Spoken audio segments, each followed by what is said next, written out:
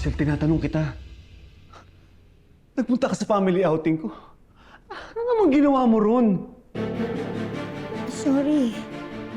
Natakot lang naman ako eh. Na baka itakas ka ni Felma. Sa resort? Pasensya ka na. Hindi na ako nakakapag-isip ng tama. Pero hindi naman ako nanggulo, di ba? Nag-usap lang kami ni Felma. Oo, Manuel. Pinaliwanag sa akin ni Felma na kailangan lang makasama kanila sa huling pagkakataon. At pagkatapos nun, kinabukasan, isasoli ka na niya sa akin. Kusang loob ka niya sinoli sa akin. Ginawa ni Pelma yun? Oo. Hindi ba yan sinabi sa'yo?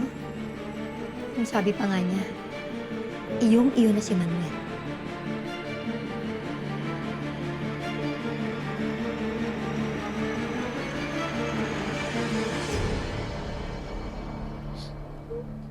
Sinungaling po kayo, Tay. Sabi niyo po naniniwala kayo sa akin. Totoo ba na tinulak mo si Jessica? Eh, hindi po. Eh naman pala eh. Bakit ka susuko? Sorry kasi hindi kita na-save. Bunso, alam mo, kilala ko yung kapatid mo. Kaya alam ko sa puso ko, hindi ka niya sinisisi. May isang pinan.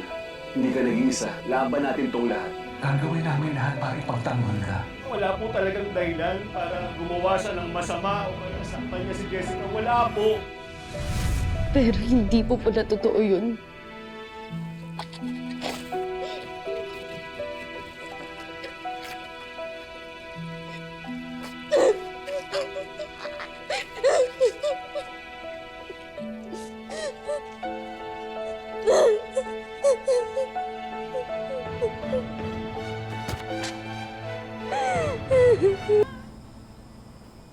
Sir Noah, tuloy po. Ay, Didang.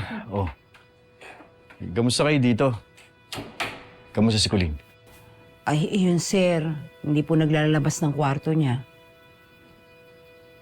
Si Felma, kamusta? Yun, sir. Ang bad news and good news and bad news po.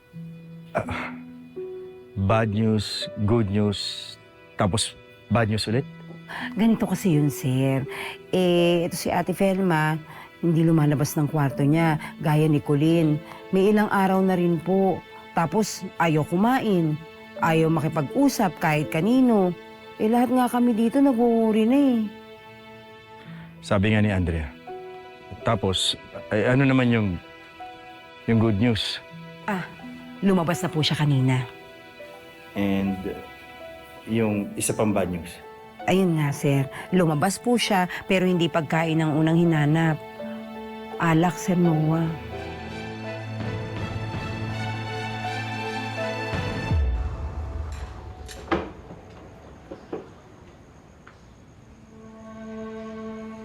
Kusang loob ka niya sinoli sa akin. Ang sabi pa nga niya, iyong-iyo na si Manuel.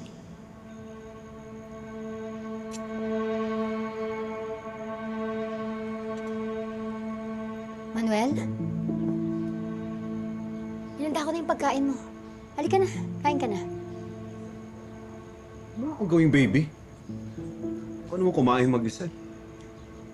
Gusto lang naman kitang pagsilbihan.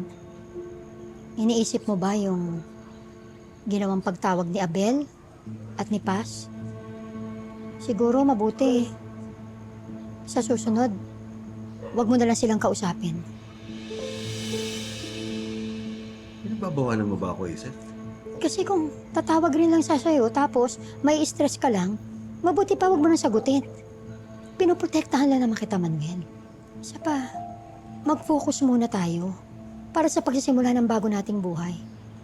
We owe it to our daughter. Wag mo na natin isipin ng iba.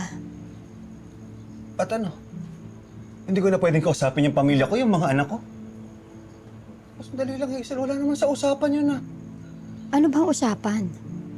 Di ba, ayaw mo nga ipaalam sa kanya na magsasakripisyo ko para maabsuelto si Colleen? Dahil baka mag-guilty siya.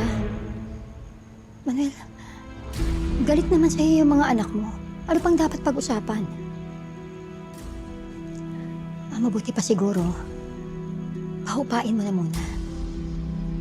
hayaan mong matanggap nila na tayo na talaga ang para sa isa't isa.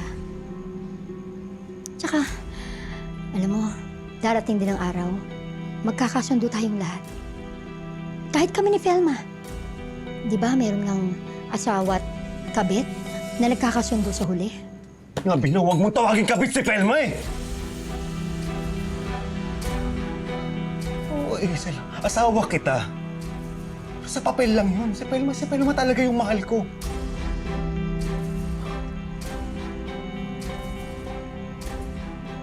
Hazel, klaruhin ko lang, ha? Biniligan kita kasi sabi mo, tutulungan mo ako na mapawalang sala si Colleen. Hindi ibig sabihin nun, mahal kita. Alam ko naman yan eh. Pero sana wag mo naman ipagdiinan pa. Kasi, nasasaktan din naman ako. Pero sana, Manuel, huwag mo naman isara yung puso mo. Patutunayan ko sa'yo. Dapat pa rin ako mahal. Kaya kong talikuran yung hustisya para sa anak natin. Para lang iligtas yung anak ni Felma. Kaya, please naman, simple lang yung pakiusap ko. Huwag mo muna silang kakausapin. Yun lang. Sana mapagbigyan mo ko kasi kung hindi, I'm sorry pero baka hindi ko na ituloy na kumbinsihin si Timo na bawiin yung statement niya laban kay Colleen. Total, nagdadalawang isip na rin naman siya. Natakot mo ba ako, Hazel? Hindi, Manuel. Pero unfair. Ginagawa ko lahat, di ba? Para sa'yo. Para sa anak mo. Tapos yung simpleng pakiusap ko sa'yo, hindi mo mapagbigyan. Maging patas ka naman. Dahil kung hindi, buti pa siguro, bumalik ka na sa kanila. Huwag na nating ituloy yung usapan na.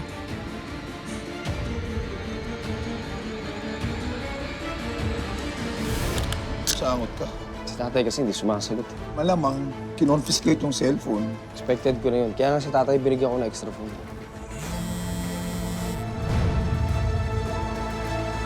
Ang saya. Ang dami natin. Ang hyper. Didang! Ano ba yan? Eh, ate, yan po yung pinaluto niya sa akin. Hindi! Anong gusto mong palabasin? Sinungaling ako?